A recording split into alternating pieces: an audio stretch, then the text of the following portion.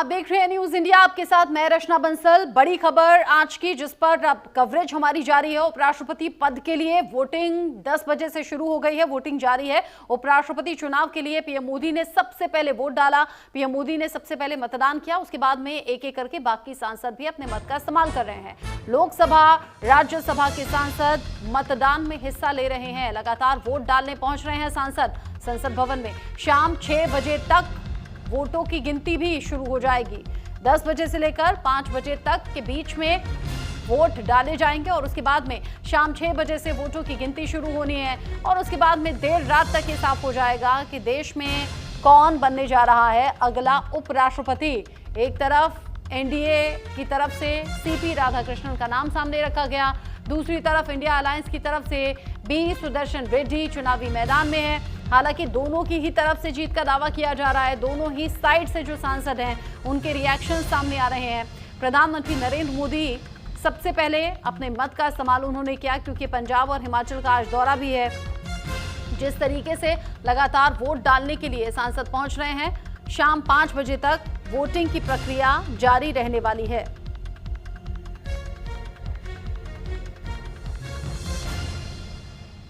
प्रधानमंत्री नरेंद्र मोदी ने सबसे पहले अपने मत का इस्तेमाल किया है और मत का इस्तेमाल करने के साथ ही आज की जो वोटिंग प्रक्रिया है वो शुरू हो गई है।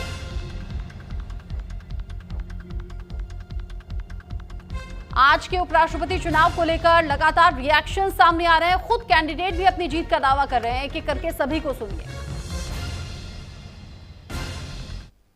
धन्यवाद।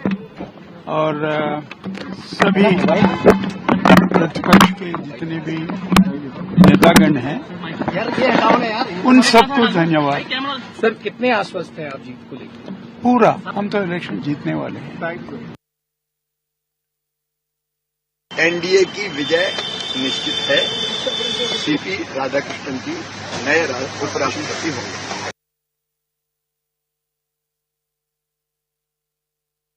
हम लोगों की तैयारी है कि 8 बजे उनको बधाई देने के लिए हम लोग जाने वाले हैं। कई ककबर रोड में उनका रेजिडेंस है। हम लोग 8 बजे सब बधाई देने जाएंगे। पहले एग्रीम विक्ट्री। आप काफी खुश दिख रहे हैं सर, क्या आश्वस्त हैं? क्या आप लोगों की बात सारे इंडिया अरे सब हम लोग खुश हैं और साथ साथ नित्यानंद राय जी आज बहुत डिलीशियस खाना एकदम ओरिजिनल खिलाए हैं। अरे खाना का वर्णन नहीं कर सकते हैं हम लोग। बहुत अच्छा, बहुत अच्छा।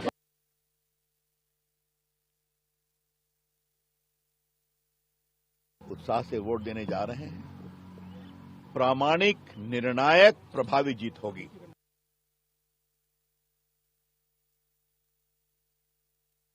चाहते हर कोई अगर इसमें अपना मत अपना देता, लेकिन मेरा फिर भी मानना है गणित जो है वो एनडीए के उम्मीदवार सीपी राधाकृष्णन जी के हित में है। रिजल्ट तो क्लियर है, राधाकृष्णन जी जीतेंगे। तो वोटिंग एक फॉर्मेलिटी है, चुनाव आयोग करा रहा है, उसमें हम लोग बात क्या राधाकृष्णन जी संविधान नहीं बचाएंगे। अब उनसे ज्यादा विद्वान, उनसे ज्यादा सुलझा हुआ, उनसे ज्यादा संविधान का ज्ञाता मुझे नहीं लगता है कि दूसरा कोई उम्मीदवार है। तो इसलिए जो बातें वो कह रहे हैं पार्टी लाइन से हट के, मुझे नहीं लगता है कि कोई एक भी सांसद पार्टी लाइन से हट के वोट करेगा। प्रेसिडेंट ऑफ इंडिया मिलेंगे और उसके लिए आज वोटिंग है 10 बजे से। मुझे लगता है सबसे पहले प्रधानमंत्री जी वोट करने वाले हैं, तो उसके बाद हम सब वोट करेंगे और देश इंतजार कर रहा है। एक ऐसे व्यक्तित्व जो जिनके रग रग में राष्ट्रभक्ति प्रवाहित है, उनका अब तक का जीवन बहुत ही बेदाग और प्रेरणाप्रद रहा है। हमारे साथ में बातचीत करने के लिए हैं समाजवादी पार्टी के सांसद हैं रामजी लाल सुमन साहब। रामजी लाल जी, जिस तरीके से आज मतदान, फिर नतीजे और आज देश के लिए ऐतिहासिक दिन है। निश्चित रूप से ऐतिहासिक दिन तो नहीं कहा जा सकता, ये परंपरा है। उपराष्ट्रपति जी ने त्यागपत्र दे दिया तो उनके स्थान पर ये चुनाव हो रहा है। और जहाँ तक चुनाव का सवाल है, ये दो धाराओं के बीच का चुनाव है, दो विचारों के बीच का चुनाव है। एनडीए के जो उम्मीदवार हैं, भाजपा के जो उम्मीदवार हैं, उनकी पृष्ठभूमि आरएसएस की है। हमारे उम्मीदवार हैं, न्यायविद हैं, कानून के विशेषज्ञ हैं, साफ ज़हनियत के आदमी हैं। तो मूल रूप से एक साफ दिमाग के व्यक्ति का और एक ऐसा व्यक्ति जिसकी पृष्ठभूमि आरएसएस की रही है, एक फिरका वाराना फसाद कराने वाली जमात की रही है, उनके बीच का चुनाव है और मैं समझता हूँ चुनाव होते रहे। लेकिन आप इसमें क्या है, किसी सिंबल पे चुनाव नहीं होता है और इसमें ऐसा भी नहीं कि बीप लगा दिया जाए।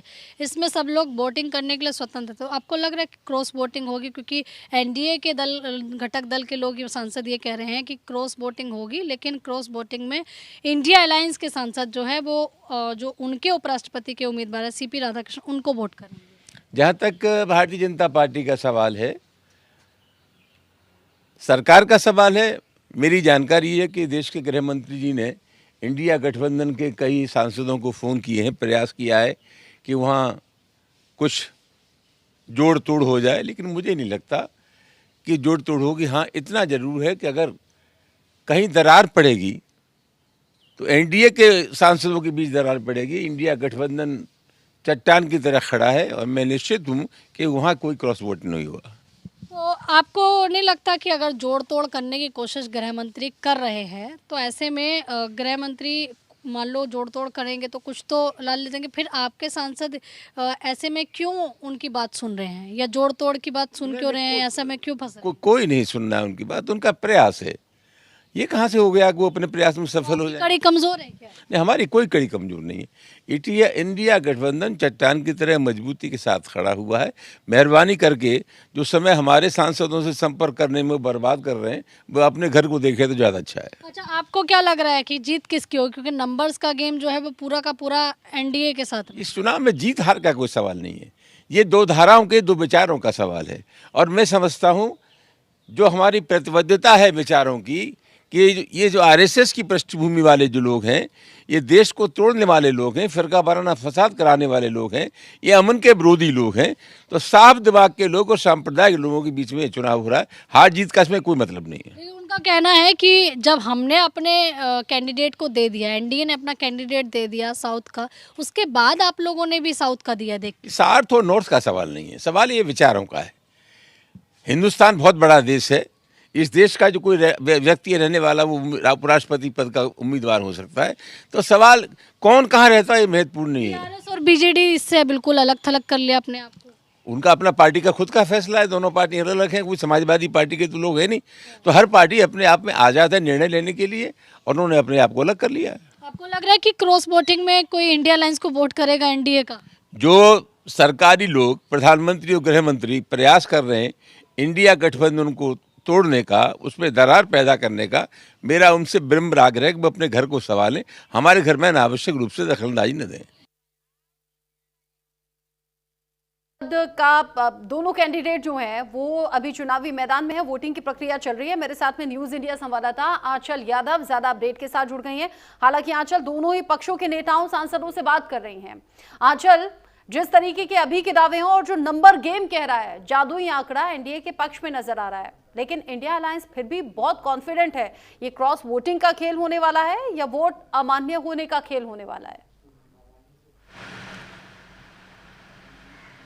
देखिए, क्रॉस वोटिंग की संभावनाएं जो हैं वो ज़्यादा मिल रही हैं, जो कि सूत्रों से हमें जानकारी मिल रही है। हालांकि देखिए, कितना भी इंडिया अलायंस जो है वो क्रॉस वोटिंग को लेकर प्रयास करेगा, लेकिन बावजूद इसके नंबर्स जो हैं वो कहीं ना कहीं एनडीए के पक्ष में हैं, और इसलिए एनडीए के सारे घटक दल जो हैं वो इस बात को लेकर आश्वस्त है, और बीजेपी खास करके आश्वस्त है कि उन्हीं का उतारा हुआ कैंडिडेट जो है, यानी कि हम बात कर रहे हैं सीपी राधाकृष्णन, वो अगले उपराष्ट्रपति होने वाले हैं। और ये भी कहते हुए नजर आ रहे हैं कि आप शाम तक का इंतजार कीजिए, लोगों में मिठाई बांटी जाएगी, ढोल नगाड़ों के साथ में उपराष्ट्रपति जी का स्वागत किया जाएगा और उन्हीं का कैंडिडेट जीतेगा, इस बात को लेकर लगातार कहा जा रहा है। हालांकि आप देख रहे हैं कि इस बीच तमाम बयानबाजी भी हो रही है। कल से ही हम देख रहे हैं कि आपने देखा जो शुरुआती दौर में जब कैंडिडेट की घोषणा हुई थी, तब भी राजनाथ सिंह ने तमाम इंडिया अलायंस के लोगों से बातचीत करने की कोशिश की थी कि आप सर्वसहमति बना लीजिए। तब तक देखिए जो राधाकृष्ण, अगर हम बात करें रेड्डी साहब की, वी सुदर्शन की, तो तब तक उनका नाम नहीं उतारा गया था। उनके नाम उतारने से पहले ही देखिए इंडिया अलायंस के तमाम लोगों से संपर्क किया गया था कि आप सर्वसहमति बनाकर सीपी राधाकृष्णन को ही उपराष्ट्रपति घोषित कर दीजिए या फिर उनको ही चुन लीजिए, लेकिन इस पर विपक्ष ने सहमति नहीं जताई और इसके बाद जो है वी सुदर्शन रेड्डी को इंडिया अलायंस का उपराष्ट्रपति पद का उम्मीदवार बनाया गया। और आज की तारीख की हम बात करें तो आज जो है विपक्ष बढ़ चढ़कर मतदान करने पहुंच रहा है, आरोप भी लगा रहा है अमित शाह जी पे, मोदी जी पर कि हमें तोड़ने की कोशिश की गई है। हालांकि ये आरोप जो है ये रामजी लाल सुमन का आरोप है, उन्हीं के एक सांसद हैं मौर्य, उनसे भी हमने बात की तो उनका कहना है कि रामजी लाल सुमन का जो है अपना बयान हो सकता है, उनके पास तो कोई कॉल नहीं आया है और हो सकता है कि रामजी लाल जी के जो सोर्सेज हैं उन्होंने उनको ये जानकारी दी हो, कुछ सांसद उनके संपर्क में हो सकते हैं जिन्होंने उनको बताया हो। तो देखिए ये बात जरूर रामजी लाल सुमन अभी कह भी रहे थे कि वे